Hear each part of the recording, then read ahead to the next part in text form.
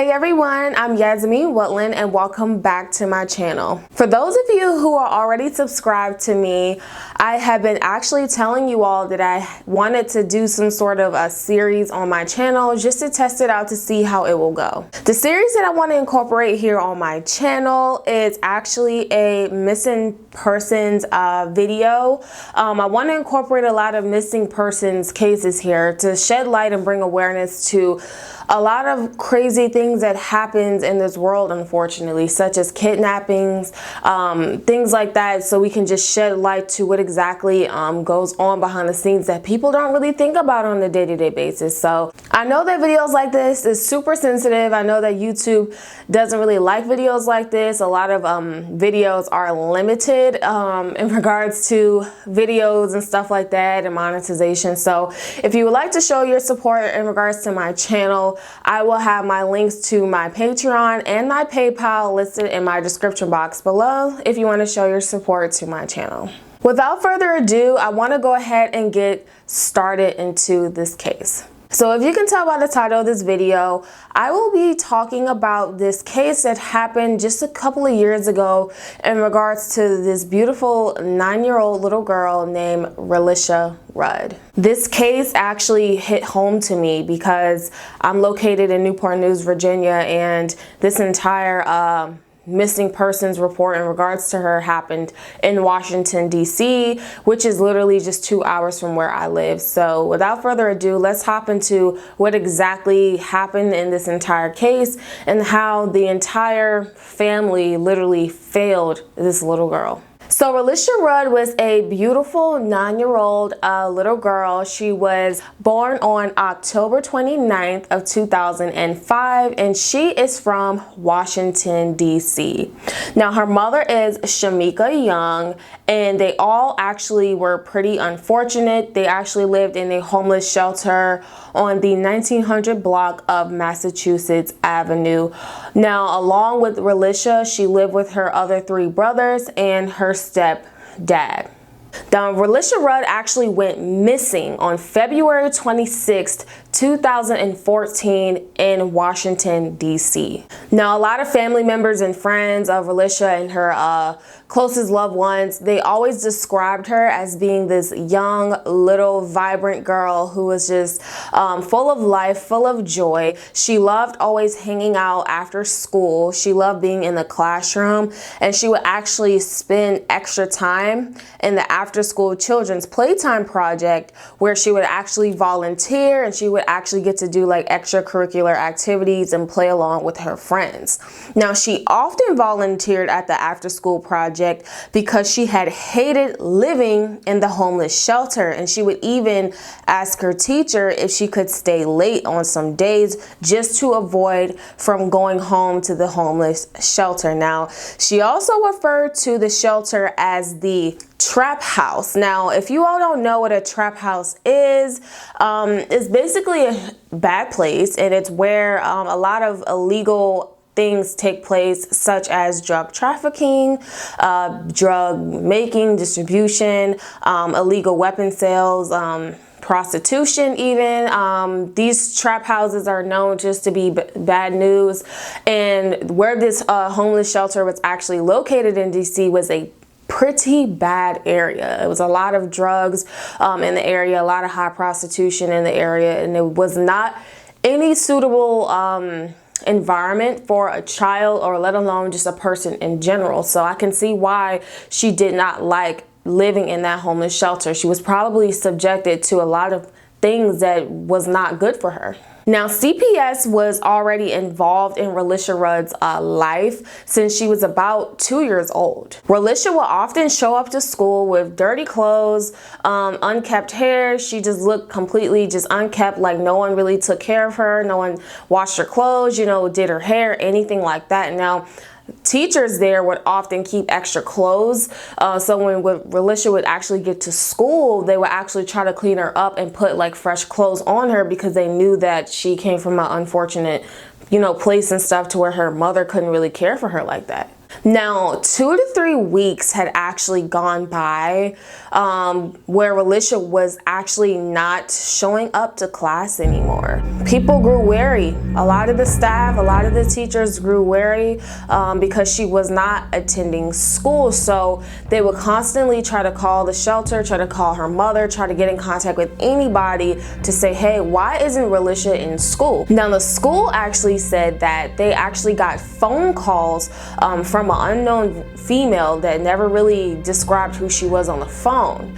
Now, during these phone calls, the school claims that the person said that Relisha had actually fallen ill and was under the care of a Dr. Tatum getting treatment, and she will actually resume being back in school once she's actually well. Now, because that entire situation with the phone calls were super sketchy, the school actually recruited a social worker to actually go out to the homeless shelter to have a meeting with this Dr. Tatum that was claiming to, care for Relisha, who was allegedly super ill at the time.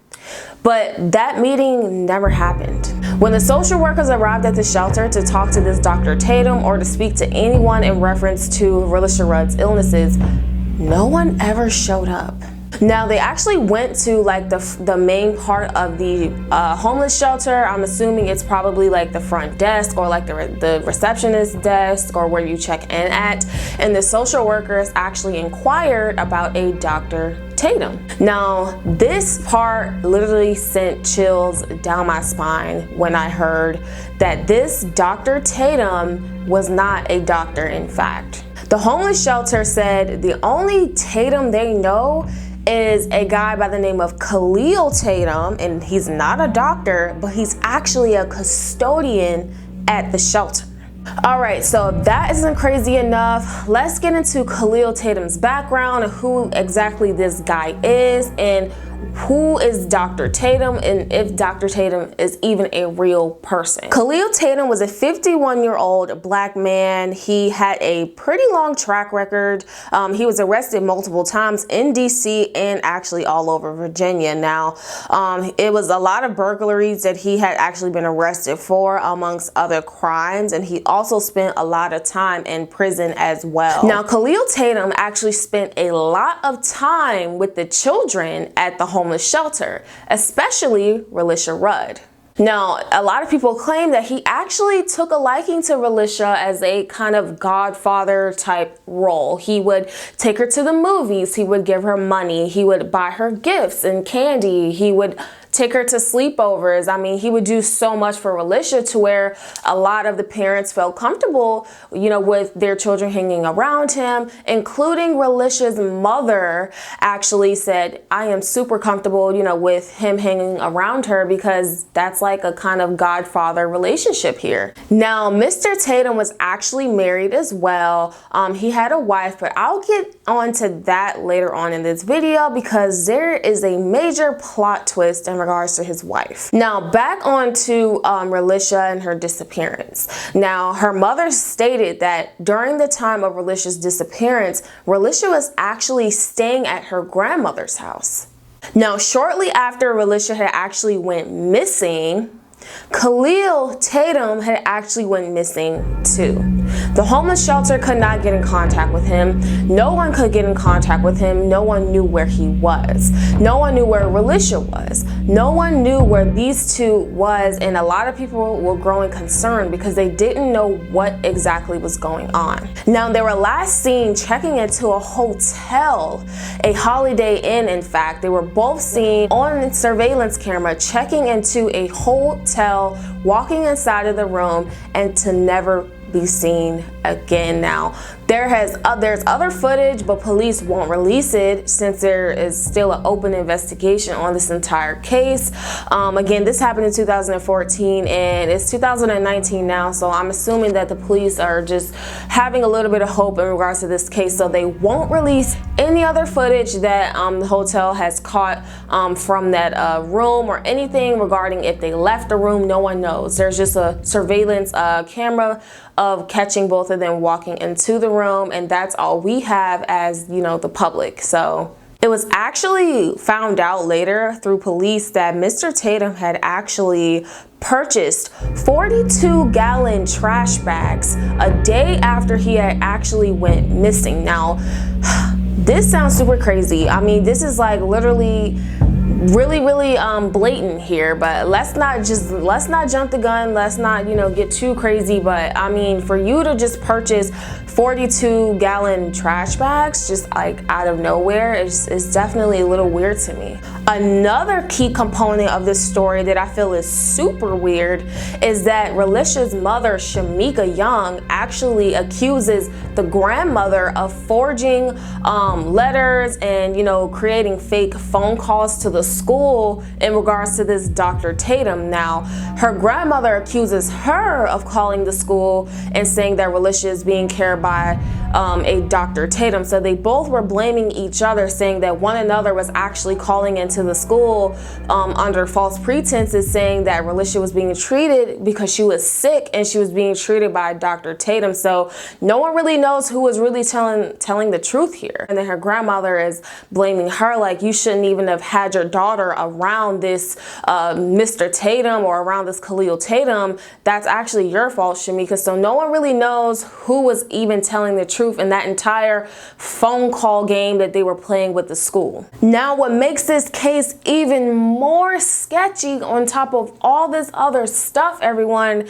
is that the wife of Khalil Tatum, her name was Andrea, she was actually found dead, everyone. She was found dead. Yes, she was found dead one day after police began searching for Khalil Tatum and Relisha Rudd. She was found dead in a Red Roof Inn hotel located in Maryland. Now, Maryland is not too far from DC, so I don't know why she was there or anything like that. Now, surveillance did catch Mr. Tatum and his wife, Andrea, checking into the Red Roof Inn hotel that previous day. So for her to just turn up dead, that is super sketchy. This case is just getting crazier and crazier by the minute. Now, police did release her cause of death, and they said that she was actually shot in the head at point blank range, and she was actually found dead. It was one gunshot wound, and after that point, police were looking for Khalil Tatum. He was definitely wanted. They wanted to bring him down to the police station and definitely question him in regards to the murder or the death of his wife, per se.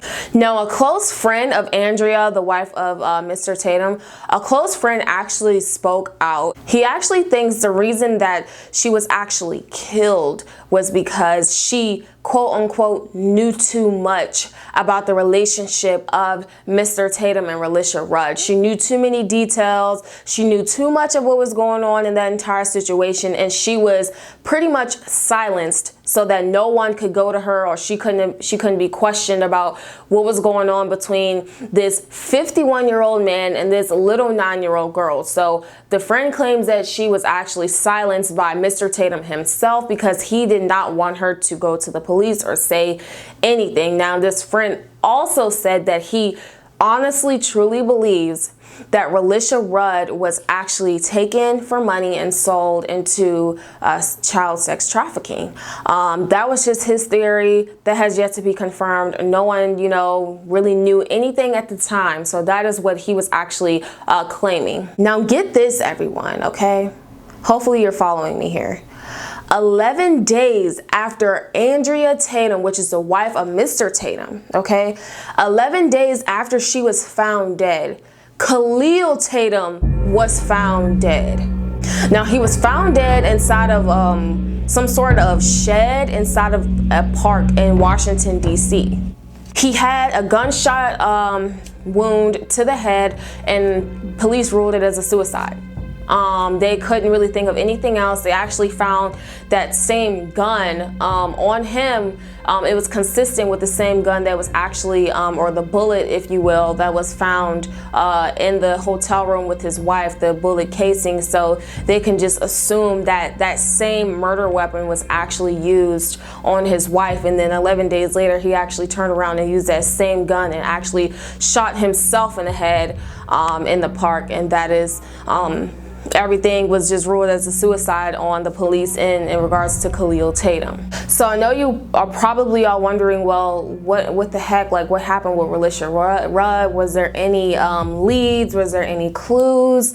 Was there anything else, Yasmin, besides that surveillance video that the police had released of Khalil Tatum and Relisha Rudd actually checking into the hotel together? And the answer is, unfortunately, no, there was not anything else found out about this case. This is actually a still open investigation. It's still an open case still to this day.